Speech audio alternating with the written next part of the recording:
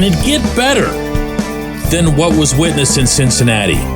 That's probably the big question as it relates to this offense. And from my own perspective, oh yeah, absolutely. Good morning to you. Good Thursday morning. I'm Dejan Kovacevic of DK Pittsburgh Sports, and this is Daily Shot of Steelers. It comes your way bright and early every weekday. If you're into hockey and or baseball, I also offer daily shots of Penguins and Pirates in the same place that you found this.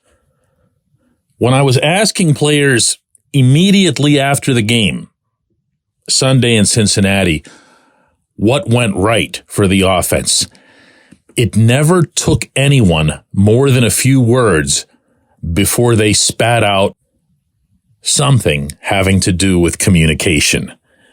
Everything was about how players were talking to each other, coaches were talking to each other, players were dealing with coaches, coaches were dealing with players, and everyone was letting each other know what was right, what was wrong, how to adjust, how to correct.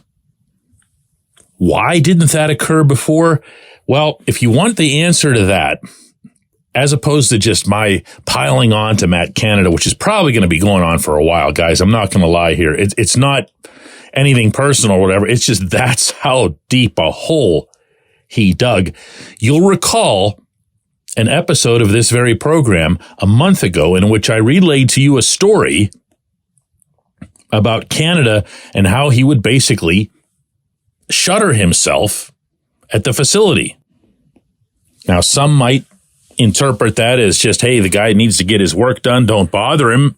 And maybe that's fair. Maybe that's the proper way to present that information. However, I've also heard plenty to the contrary, meaning that the communication that came from the coordinator down to his positional coaches and from there trickling down further to the players was negligible at best. So it shouldn't surprise anybody that over the past 2-3 days, maybe even going back to Canada's actual firing last week, you're going to have more and more voices speak up about that. And that's happened, kind of. Again, they're not fixating on Canada in that room. They're doing their very best, as they demonstrated wonderfully in Cincinnati, to move past him. But moving past him entails, first and foremost, communicating. I reported that there was a meeting last week in which the entire offense got together in the same room. First time all season that it was just the offense. Eddie Faulkner, Mike Sullivan, their positional coaches, principally about intangibles, because you're not going to get anything done tactically in an environment like that. It always has to be in smaller groups, but you got to bring it all together. You got to say, if you're the running backs, hey, these are the kinds of holes we like, or better yet, as Najee Harris was laying out a little while ago, these are the holes that you guys feel you're most comfortable opening up for us, meaning, of course, the offensive line. From there, Pat Meyer works with Faulkner, meaning Faulkner in his role as running backs coach and or coordinator or whatever. But you talk, you study together, you work together, you communicate. Listen to Kenny Pickett yesterday when he was asked if this offense has another level. I think the flow was good. I thought the setup we had throughout the week was good, and the game day operations with me and Coach Sully and then talking on the sideline amongst the other coaches was smooth. Obviously, it can get better, something we're going to continue to try and iron out, but I thought for our first time out, it was good. I'll say it again. This isn't rewriting history. This isn't going back to the game in Cleveland and saying that Kenny and or Deontay Johnson have no culpability in the fact that they couldn't connect on a routine out route in crunch time. Okay, everyone's at fault for that. But ultimately, the person, the one individual in this entire scenario who can do something about it emphatically, authoritatively, is the coordinator. And that didn't happen. And when Mike Tomlin was asked why he fired Canada, and he did fire Canada, the closest he came to giving any kind of elaboration came on the Steelers' website over the weekend. Wasn't necessarily the kind of thing that would catch a whole lot of attention. He does a weekend interview before the game with Bob Labriola, their longtime in-house team reporter, and it tends to have different offerings than what Tomlin's going to give to people like me and others in the media in a more formal press conference setting. And what Tomlin brought up, what he focused on himself, was his disappointment that it was the third week of November and there very clearly was a lack of this communication, a lack of this discipline, a lack of detail. He's not going to let those other guys off the hook either. He's not letting Kenny off the hook. He's not letting Deontay off the hook for that sort of thing. But it has to have a buck stopping somewhere. Now, yeah, in parentheses, of course, the buck stops with the head coach. When it comes to football matters, he should have acted on Canada a long time ago. Okay, been there, done that. But when you look at what happened that really made the biggest difference, I believe, in Cincinnati, and what'll continue to make the biggest difference Sunday against the Cardinals, the following Thursday against the Patriots, and right on down the line, is that this team is now positioned to improve because it's not being locked into little compartments, either unwilling or unable to communicate with each other, or by far, worst of all, to communicate with the person who's basically, what Canada was doing is putting together a plan, printing it out, and then just sliding it under everybody's doors. That's not something that works in any business, anywhere. When we come back, J1Q.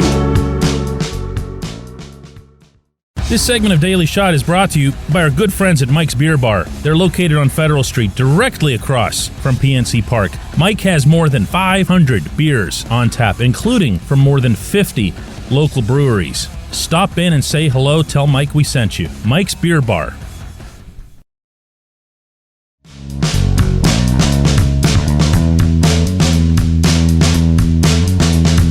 Today's J1Q comes from Paul, who asks, how about the success of this most recent draft, DK? Broderick Jones, Joey Porter Jr., Keanu Benton, Nick Herbig, Darnell Washington are all having impacts as rookies.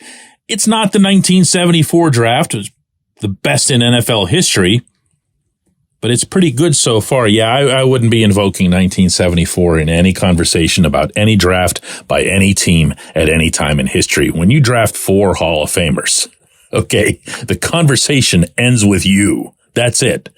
That'll never be topped, not in our lifetimes.